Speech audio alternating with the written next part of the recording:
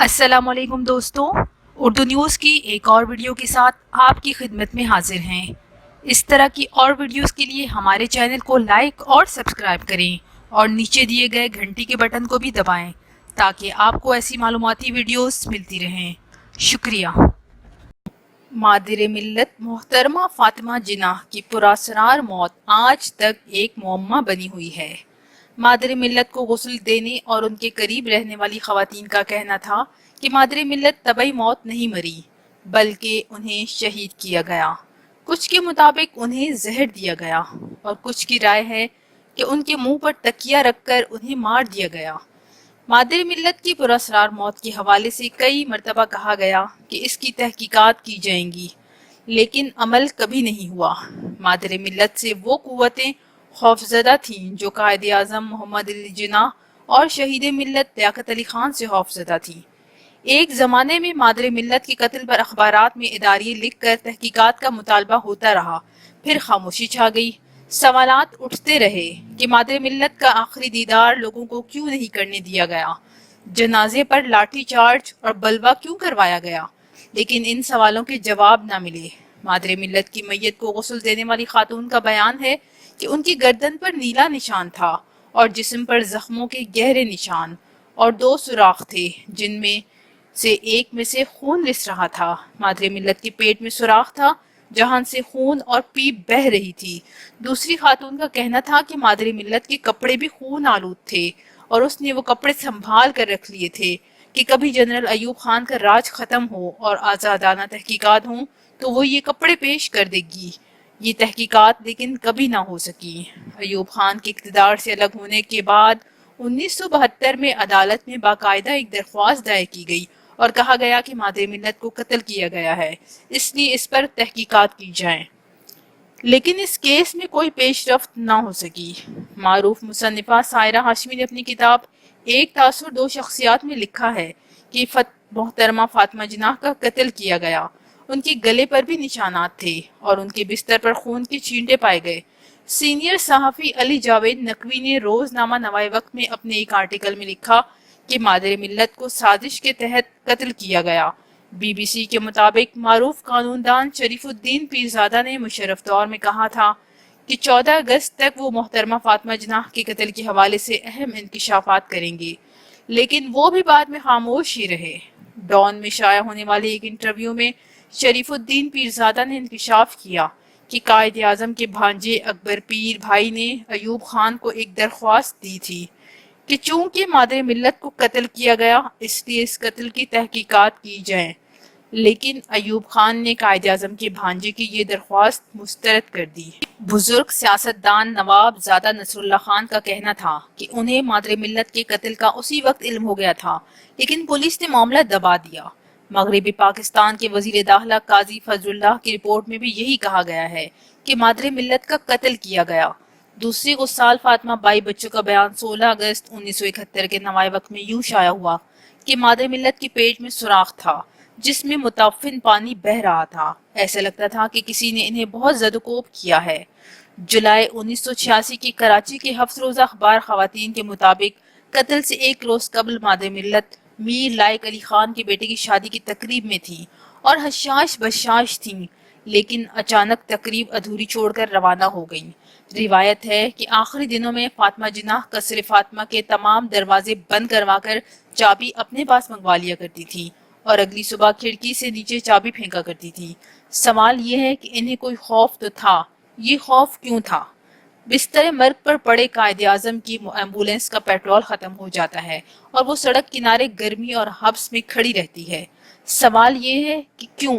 कायद आज़म की एम्बुलेंस का पेट्रोल खत्म हो जाना क्या महज इत्तेफाक है या इस बात का इंतजाम किया गया था कि कायद आज़म हब्स और गर्मी में इंतकाल कर जाएं? लियाकत अली खान का कातिल गिरफ्तार हो जाता है, लेकिन मौका पर कत्ल कर दिया जाता है और फिर कत्ल के तमाम सबूत तैयारा हादसे में ख़त्म कर दिए जाते हैं। कुतुबुद्दीन अजीज ने भी चंद साल पहले इस्लामाबाद की एक तकरीब में कहा था कि मादर मिल्लत तबई मौत मरी, इन्हें कत्ल नहीं किया गया। उन्होंने बताया कि मादर मिल्लत के पास मेरी वालदा का आना जाना था।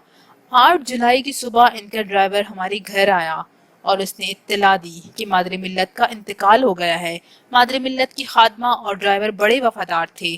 جب ہم موہٹا پیلس پہنچے تو ڈاکٹر کرنل جیلانی شاہ، ایم اے اصفہانی اور دوسرے لوگ بھی آ گئے۔ محمد ہارون کی اہلیہ اور ان کے خاندان کی دوسری خواتین بھی پہنچ گئیں۔ اس دوران میں نے والدہ سے پوچھا مادر ملت کا انتقال کیسے ہوا، تو انہوں نے کہا کہ گردن پر زخم کا نشان ہے۔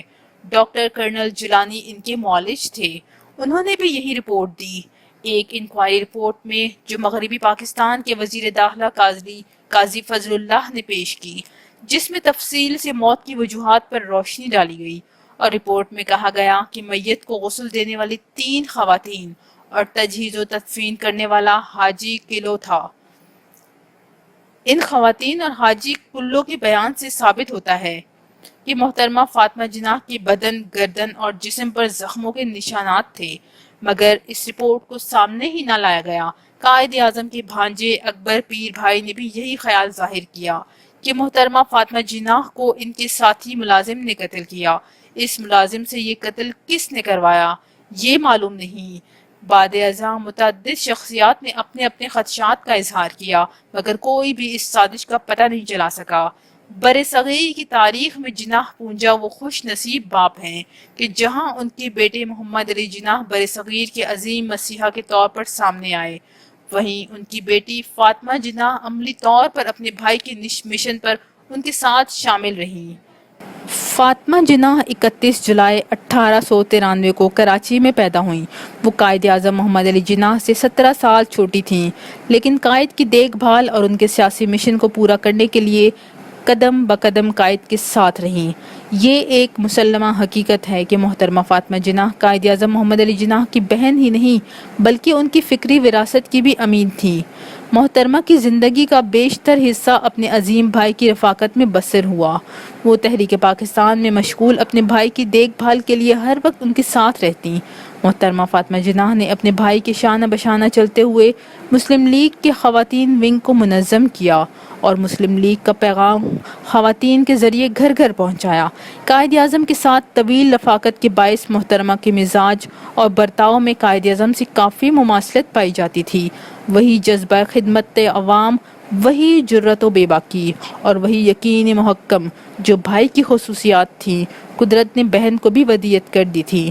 مادر ملت نے برصغیر کا شہر بشہر دورہ کر کے مسلمان عورتوں میں ایک نئی زندگی پیدا کر دی تھی، اور یہ محترمہ کی مساعی کا ہی نتیجہ تھا کہ حصول پاکستان کی جدوجہد میں مسلمان عورتوں نے بھی مردوں کے شانہ بشانہ قابل تعریف خدمات انجام دی۔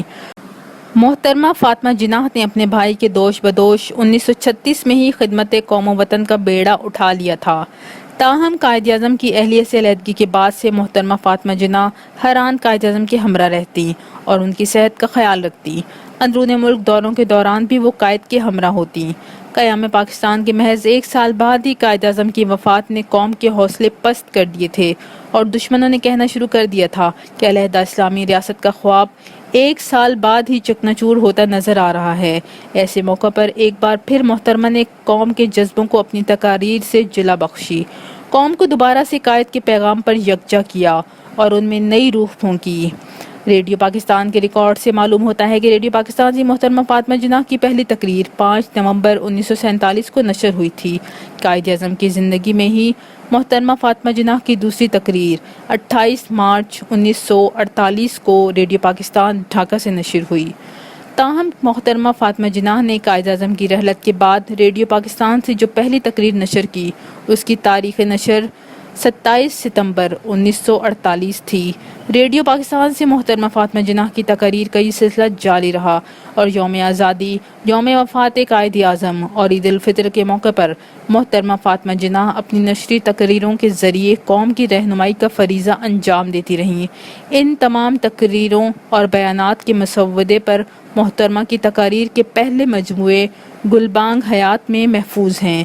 صرف اتنا ہی نہیں، جب خاتون پاکستان کو لگا کہ پاکستان میں جمہوری عمل کو خطرہ لاحق ہے تو وہ دوبارہ میدان عمل میں نکلیں اور انہوں نے ملک بھر میں جلسے کر کے صدر جنرل ایوب خان کو للکارا۔ پوری قوم ایک بار پھر محترمہ کی آواز پر لبیک کرتے ہوئے جوک در جوک ان کے قافلے میں شامل ہونے لگے۔ سازشی عناصر نے محترمہ کو الیکشن میں تو کامیاب نہ ہونے دیا، لیکن عوام کے دل سے محترمہ کی محبت کو نہ نکال سکے۔ یہی وجہ ہے کہ 9 جولائی 1967 کو جیسے ہی محترمہ کے انتقال کی خبر جنگل کے آگ کی تیزی سے پھیلی، عوام دھاڑے مارتے ہوئے سڑکوں پر نکل آئے۔ ہر آنکھ اشکبار تھی اور ہر دل غم زدہ۔ عوام کی والہانہ عقیدت کے مد نظر حکومت نے محترمہ کی وصیت پر عمل کرنے کا فیصلہ کیا اور محترمہ کی تدفین ان کے بھائی قائد اعظم کے پہلو میں کی۔ عوامی سطح پر قائد اعظم پاکستان کہلانے والی محترمہ فاطمہ جناح کو سرکاری سطح پر مادر ملت کے لقب سے نوازا گیا۔ دوستوں، اگر آپ کو ہماری یہ ویڈیو پسند آئی ہے تو ہمارے چینل کو لائک اور سبسکرائب کریں اور نیچے گھنٹی کے نشان کو بھی دبائیں تاکہ آپ کو ایسی معلوماتی ویڈیوز ملتی رہیں۔ شکریہ۔